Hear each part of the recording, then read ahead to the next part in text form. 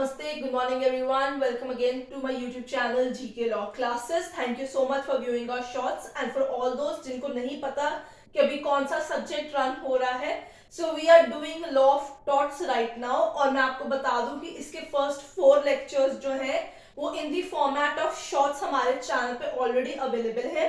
That comprises the topic of tortious liability, general principles, general exceptions जो आपके defenses हैं आपके. Then specific tort part 1 and 2 negligence and nuisance का concept भी shorts के अंदर ही available है. So for now I hope आपको समझ लग गया होगा that we are doing under the law of torts specific torts concept जिसमें पहले दो negligence और nuisance already shorts के format में हमारे channel पे available है. So go on now and check out those, and if you like those short or any other videos or short, don't forget to hit like, share and subscribe button, which is very important because I feel in order for you to understand this topic it is very important that you should hit the subscribe button, the notification bell icon button, so you may be able to aware, you must be knowing that which topic is coming next. So आज हम शुरू करने जा रहे हैं specific torts के साथ. So specific torts, this is the third topic under the specific tort concept. So the topic for today is going to be defamation. I hope आपको सबको डेफामेशन का मतलब पता होगा. वीडियो को शुरू करने से पहले चैनल को सब्सक्राइब कर दीजिए और एंड तक इसे देखेगा. वीडियो पसंद आए तो लाइक और शेयर जरूर कर दीजिएगा. सो स्पेसिफिक टॉट का आज का कॉन्सेप्ट रहेगा defamation, as I so said earlier. तो डेफामेशन यूजुअली हम कहते हैं किसी ने हमें डिफेम कर दिया, यानी आम भाषा में कहें तो बहुत बार ऐसे होता है कि एक इंसान की कोई दूसरी इंसान जो है रेप्यूटेशन जो है वो खराब करता है, उसको गलत सलत बोलता है. तो ए पार्टी जिसने बी पार्टी को बोला होता है तो बी पार्टी से क्या कहता है, I see you in the court by what, कि मैं मानहानि का मुकदमा करूंगा तुम पे. तो वो मानहानि वाली चीज वो चीज आपकी डेफामेशन होती है कि उसकी जो मानहानि यानी जो उसकी रेप्यूटेशन है उसको इंजर किया जाता है. सो हम बात करेंगे डेफामेशन की in the concept of law of torts only. Otherwise IPC यानी इंडियन पीनल कोड के सेक्शन नंबर 499 में ये कॉन्सेप्ट जो है क्रिमिनली जो है पनिशमेंट के साथ कवर किया गया है. उसके अंदर उसके सारे पॉइंट्स, क्लॉजेस, एक्सेप्शन सब कुछ कवर किया गया है. तो आप वो सेक्शन 499 चेक कर सकते हैं. For right now IPC has not been replaced, तो आप आईपीसी के कॉन्टेक्स्ट में ही सारे एग्जाम्स की प्रिपरेशन कीजिएगा. आइए देखते हैं स्पेसिफिक टॉट में what does the term defamation means. So it is a kind of injury to the reputation of a person or his family. और नहीं आएगा, and आएगा rather. So किसी की आप इज्जत की धज्जियां उड़ा देते हैं या आप उसको चार लोगों में बेइज्जतियां कर देते हैं, उसकी जो रेप्यूटेशन है, जो उसकी इज्जत बनी समाज में, उसको डिग्रेड करते हैं, उसे डिमिनिश करते हैं अपने कोई वर्ड से, अपने कोई पब्लिश स्टेटमेंट से या कुछ एक्शन से. वो सारी चीजें डेफामेशन कॉन्स्टिट्यूट करती है. अब क्योंकि अगर आपने आर्टिकल नंबर 21 देखा होगा, अगर उसकी वीडियो नहीं चेकआउट की तो अभी हमारे चैनल पे चेकआउट कर लीजिएगा. Of the constitution of India article number 21 life and personal liberty में जब हम बात करते हैं एक पर्सन की, तो वो पर्सन अकेला उसका फिजिकल ह्यूमन बीइंग नहीं होता, उसके साथ उसकी जुड़ी हुई हर परिवार के मेंबर, हर चीजें, उसकी रेप्यूटेशन भी वो लोग होते हैं. सो अ पर्सन्स रेप्यूटेशन सिर्फ यहाँ पे सिर्फ रेप्यूटेशन ऑफ अ पर्सन नहीं आती, बल्कि अगर उसकी फैमिली की इज्जत की धज्जियां उड़ाई जाती है समाज के अंदर, चार लोगों में उनकी बदनामी की जाती है, उनकी बेइज्जती की जाती है उनकी बैक के पीछे, तो उसके पास राइट है कि वो डेफामेशन के लिए ए पर्सन को सू कर सकता है इन द कोर्ट ऑफ लॉ. तो आइए देखते हैं सबसे पहले कितने तरीके की डेफामेशन होती है, मतलब किस तरीके से हम जो है किसी की इज्जत की, रेप्यूटेशन की बेसिकली बेइज्जती करते हैं, कौन से फॉर्मेट के तहत हम जो है डेफामेशन का सूट फाइल कर सकते हैं. सबसे पहले आता है सिलेंडर, दूसरा आता है libel. So these are the two forms of defamation. Question बहुत बार ये आता है कि सिलेंडर, लिबल किस स्पेसिफिक टॉर्ट्स के फॉर्मेट है या डेफामेशन के कितने फॉर्म है. तो दो फॉर्म है, लिबल और slander. Slander is to your ears and libel is to your eyes. अब ये आपके लिए क्लू है यहाँ पे, जिससे आपको हमेशा याद रहेगा कि सिलेंडर और लिबल का मतलब क्या होता है, आप कंफ्यूज नहीं होंगे. अब जब हम बात करते हैं सिलेंडर की, जिसके आगे मैंने ब्रैकेट में एयर्स लिखा हुआ है, सो सिलेंडर माने आप बोल के उसकी बेइज्जती करते हो. अब यहाँ पे ये चीज नहीं, अगर सपोज ए और बी स्टैंडिंग है, एक दूसरे को कर्स वर्ड्स बोल रहे हैं या कुछ ऊंचा नीचा बोल रहे हैं, तो वहां पे मानहानि नहीं हो पाएगी उसकी. जब वो केस तभी फाइल कर पाएगा जब किसी थर्ड, फोर्थ, फिफ्थ पर्सन के सामने उसने उसकी बेइज्जती की है बोल के.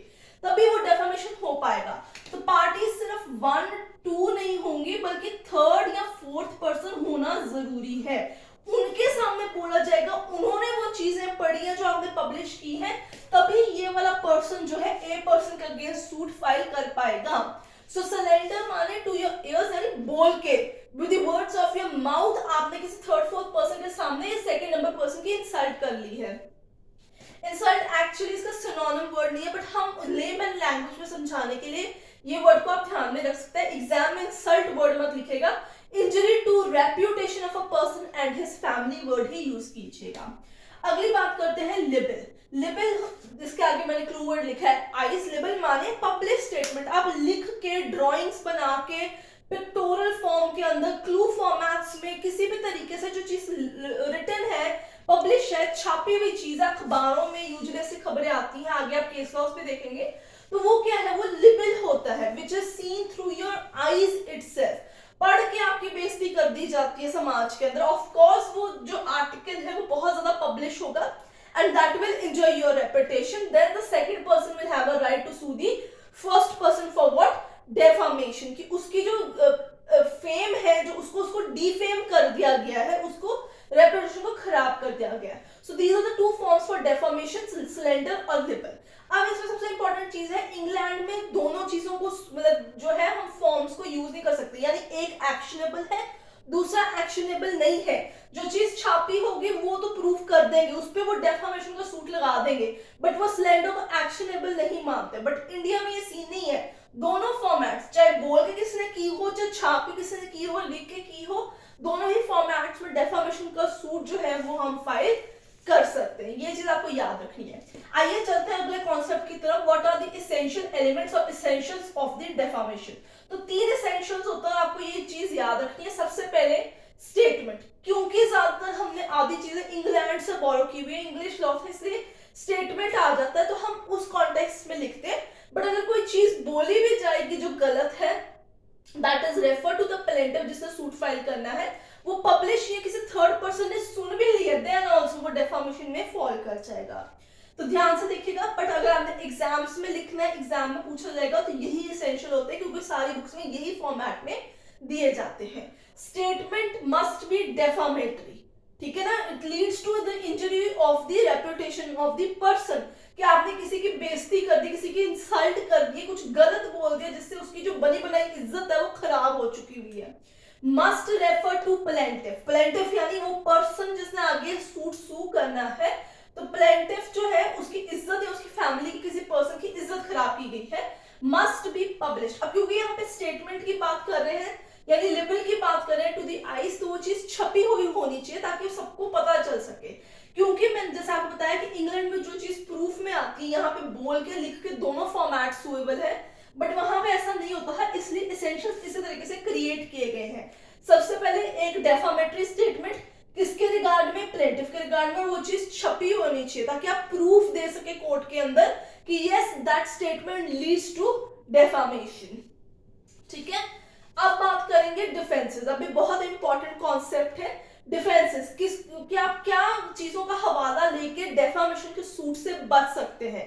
These defenses are available for defendant only, जो कोर्ट के अंदर अगर ये प्रूफ कर देगा तो कोर्ट उसको डिफेंसेस का राइट देख के इस केस में से हटा देगी, बरी हो जाएगा वो सारे सीन में से। What are the defences? सबसे पहले आता है जस्टिफिकेशन एंड ट्रूथ।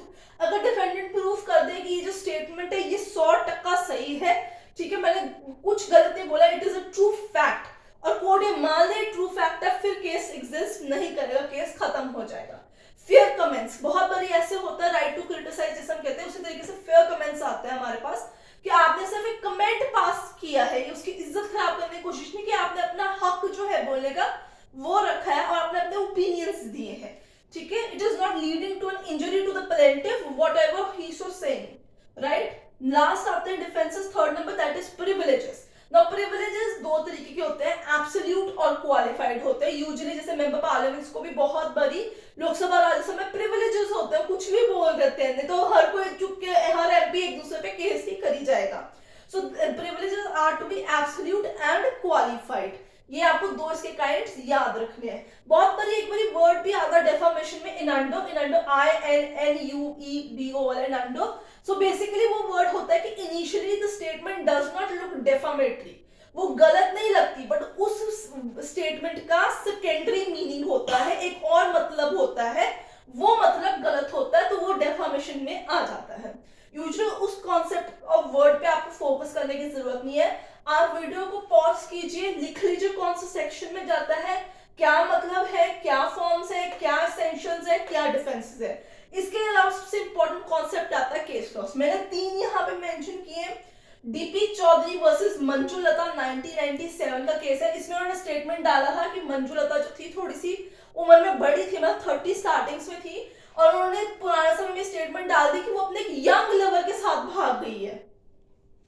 ठीक है, he claims that she ran away with a young lover, मतलब अपने से छोटी उम्र के लड़के के साथ भाग गई, जिसकी वजह से उसकी सोसाइटी में या वो जहां भी रह रही थी, दो वो नहीं भागी हुई थी, तो उसकी रेप्यूटेशन जो थी वो खराब हो गई थी वहां पे। So it leads to the case of defamation itself. Cassidy versus Daily Mirror newspaper limited 1929 is a very important again case law. इसमें क्लेम किया गया था न्यूज़पेपर के द्वारा कि जो मिस्टर कैसिडी है, he was already engaged, but ये क्लेम किया गया था that he was leading an immoral life with another mistress of him.